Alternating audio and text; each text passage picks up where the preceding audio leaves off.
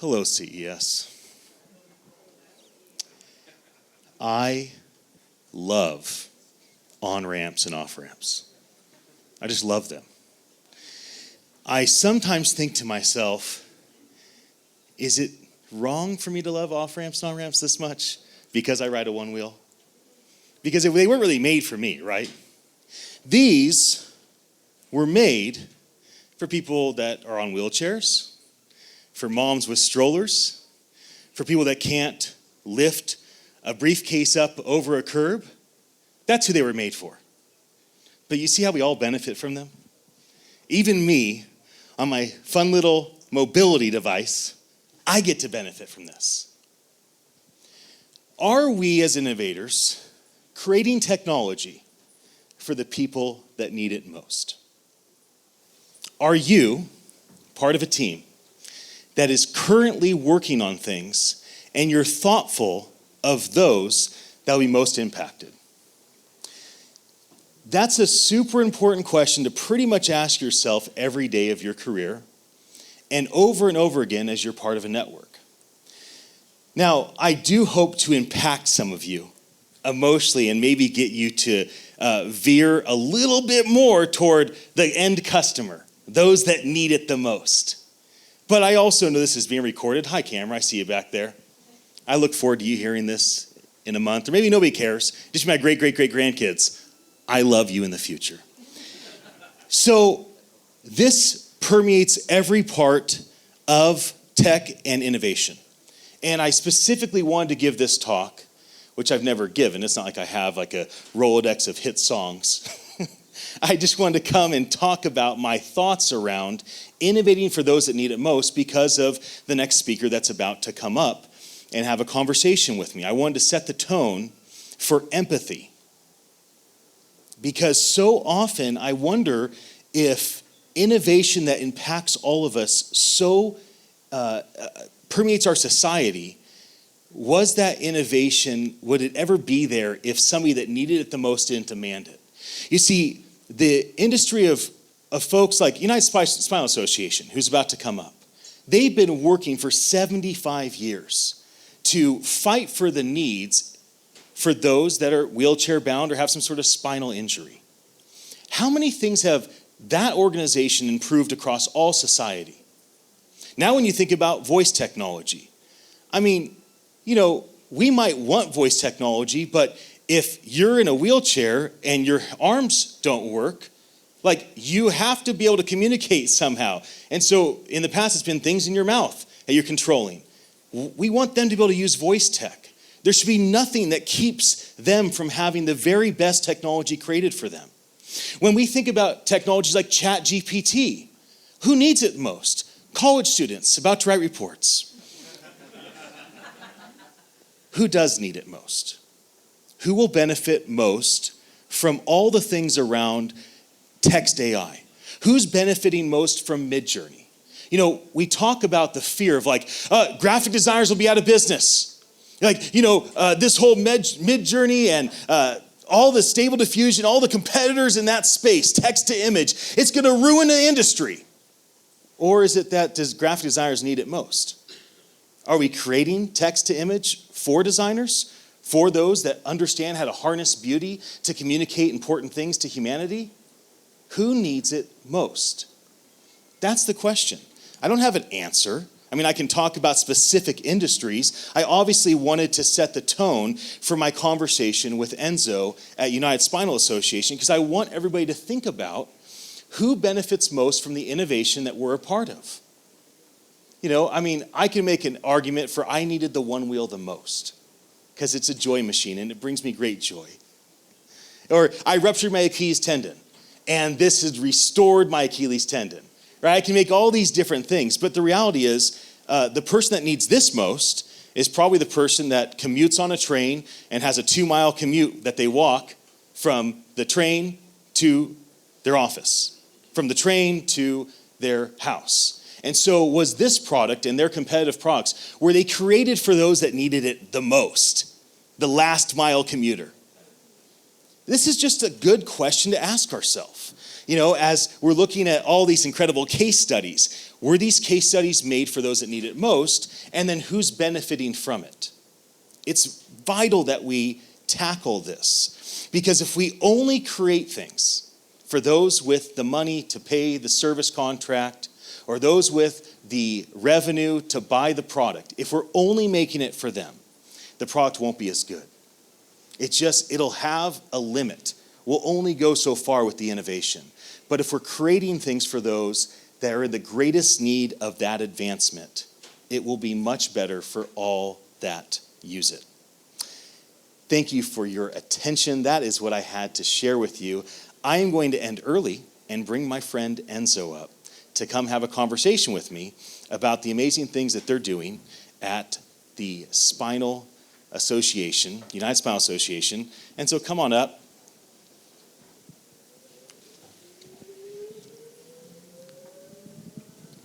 Can we give Enzo a hand, everybody? Thank you, Brian. Yes. There is no way I'm going to be able to beat the thing here, but we'll try. We'll try. I had such a fascinating conversation with you a moment ago. Take this off. And maybe you could just start by telling your story. I think it's important that people understand that your being on a wheelchair is not something that you had dealt with your whole life, and it, of course, I'm going to let you tell your own story. So please just tell a little background, and because that ultimately drove you to make the decision to come to United Spinal Association. So give us a little background on who you are. I got injured 12 years ago. At age 42. And so I used to work for the Coca-Cola company during that time. And so it's been an interesting journey, right? Because it has allowed me to see the world from the two, perspectives, being disabled and not being disabled. And has made me realize a lot of the things that need to be done in society to make sure that people with disability can actually live their life at its fullest. One thing, though, Ian, that from my story that I think it's been was what actually triggered me wanting to do more things for the disability community was that before I got injured, as I said, I was working at Coke, and I was adding a lot of value, right? I had a great career. And after I got injured, what happened? I continued to add a lot of value, and even more value because I had a different perspective. And that was a huge learning for me because for a couple of reasons. One is how many more people out there that have a disability we're not leveraging because we're not making the world accessible, because we're not making technology accessible, or just because of simple ableism, right? That you think, this person has a disability, he's not going to be able to add value. So for me, that was what really triggered that passion to really work for the disability community, to empower them and to advocate for them. Because when we do that, not only the disability community wins, you win, everybody wins, society wins. I want to get into strategy and some of the cool things that are happening around AI. I was so impacted by Paul Amadeus Lane, who's part of your organization last year here at CES during our conversation. It actually changed my entire perspective of innovation, and I really started to pursue being more empathetic toward what people go through that have these types of challenges. So before we dive into all the exciting things that are happening and being developed, can you just talk briefly about the stigma that anyone that has some form of handicap or challenge has to face right out the gate? Because it's not just about needing on-ramps or needing voice technology to control a wheelchair. There's also, on top of all the ability and needs for tech, there's just a stigma that is dealt with. So maybe so people can understand that there's a lot more challenges than just mobility. There's more to it. So maybe you could just dive into that for a moment. Yeah, so that's something I'm very passionate about. And I'm going to tell you a quick story that I share with Ian. Every time that let me give you another story real quick. One day, I went to Italy with my family.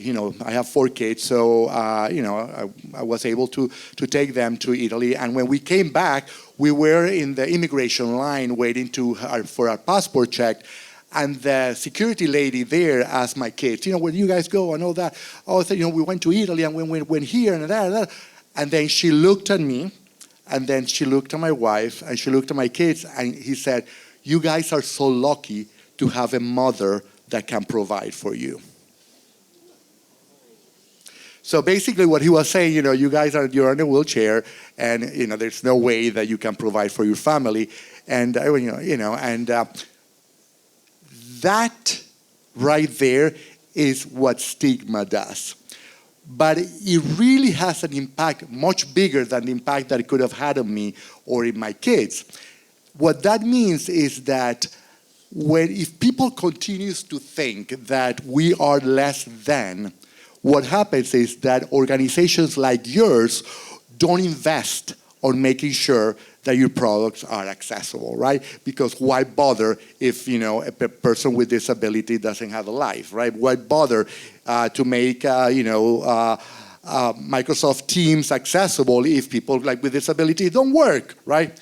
And why making gaming accessible if people with disabilities don't have fun? So it's all driven by that stigma, that ableism. But I have news for you. There are 26% of the population in this country have a disability. So that's the first thing.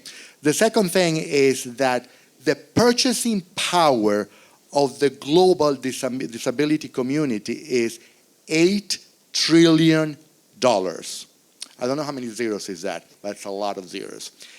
Third thing, the disability community is by nature the most loyal consumer. Obviously, because no company take the time or care about talking to us, that when we find a company that does, we say, we grab it, this company is mine, right? So it's a huge opportunity, So there is an ROI right there for organizations and for us to really think about the value of investing in our community. And the last fact that I have, and it's pretty much bad news for all of us, is that in one way or another, we grow to have a disability. As we age, we lose sight, we each hear, we cannot walk and all that. So think about the opportunities we are losing when, as developers, we don't think about the needs of that 26% population. Thank you for sharing that. I don't believe we're very thoughtful about that type of stigma. And there's so much media around the stigma of other communities. So let's dive into strategy and into innovation. There's 2 innovations I'd like to get your input on. And then maybe in through that, you can talk about how these types of innovation companies that are building these techs, how they could be working with United Spinal Association. So here's 2 I'd like to talk about. One is conversational AI. So the ability to speak to a machine, have it speak back to us, skipping thumbs on glass, skipping fingers on a keyboard.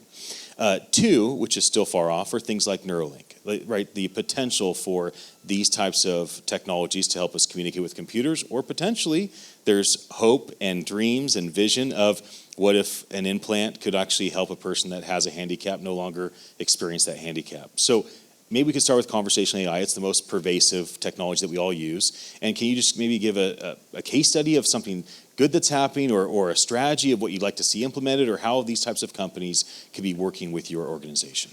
Yeah, so, voice, conversational AI and voice in general, voice technology, it's actually, God sent for the disability community, right? So if you think about specifically people with spinal cord injury, if you're quadriplegic, you lose your ability to move your hands, right? So you lose the ability to type, and all that. And think about everything is around typing, right? When you go to work, what you have in front of you? A computer with a keyboard, right? And you do everything with that keyboard. Well, guess what? If I don't have my hands, there's nothing I can do. So this power that I have here, the treasure that I have in my brain, I'm not able to leverage it because of that. So voice allows us to do that. So the more that we incorporate voice in, that's why I was very inspired by the presentation before. The more we do that, the more we're giving the opportunity to people with different levels of disabilities to access the world. Now, one thing that I want to make sure, though, Ian, that when we think about voice, that that we think about is that voice is, people with disability use voice differently, and our voices sometimes are different. If you think about a person that is hard of hearing, they might speak, differently from the way that other people speak. People with quadriplegia that use a ventilator, their pattern of speaking is very different. So we have to make sure that voice captures that. And that takes me to this point, the importance of thinking about the needs of the disability community from the get-go, from the ideation phase of the innovation journey, right? Because if you don't do that, retrofitting is very expensive, sometimes very more difficult. So then what happens? It doesn't happen. And what we're doing, creating a bigger and bigger divide from what can be done by everybody and what we can do. So that's extremely important to consider. So, and for that, and I can speak for hours, me, Ian, the importance of really getting the lived experiences, right? Having in your staff people with disability is extremely important because they understand those nuances of that community. And, I always tease that you would not Avon, Avon, let's not Avon, let's, one is the, makeup companies. Give me one. L'Oreal. Do you think L'Oreal will hire me, a 56-year-old white guy, to develop marketing for makeup? Let's be honest. No. Right. So would they hire me to develop products for women? Maybe yeah, maybe not. Well, it's the same thing. Don't you think it makes sense to hire people with disability to really develop products that would address the needs of the disability of that 26%? But we're not doing that. And guess why? We're not doing that because of that, that stigma that we talked before. So that's one part, and and really quick advertising for our community. Our community, it's a very unique community. Because if you think about the disability community, we are in problem-solving mode 24 hours a day. From the time we wake up to the time we go to bed, we are problem-solving because we live in a world that was not built for us. So we are constantly, thinking, okay, what the heck I'm going to do if this, if the elevator is broken and there is no way for me to go up there, that. What the heck I'm going to do if I went to bed at night and I forgot to turn the lights of the bathroom and I cannot sleep with that. So we are constantly, so we're constantly in problem-solving mode. So our community tends to be very creative, and that's an excellent, skill to have. The disability community is very resilient. How many times we've been told no, but we get up, back up, and say, I'm going to show you. So we're very resilient. We're very perseverant, and so that makes our community even an additional reason why it's important to hire people with disability. Anyways, I digressed a little bit, but I had to take the opportunity to talk about that. So going back to AI. The AI is incredibly important for our community because it really makes us more efficient and more effective on our lives so that you can access our brain quicker, right? If you think about, if I need to, for me to move, there's many things that I need to do. Voice helps me, artificial intelligence can really help me predict what I'm going to do next so that I don't have to worry about having to do it or to tell it. And it goes beyond that. One of the things that people that use wheelchairs, one of the issues that we have is pressure sores, right? Because we don't feel a butt, right? And because of that, we don't know when we're creating a pressure, and then we create awful pressure sores. Artificial intelligence allows you to predict, given the way you're sitting, that might create a problem. So let me adjust your cushion to remove that. Think about the possibilities of AI to make our lives easier.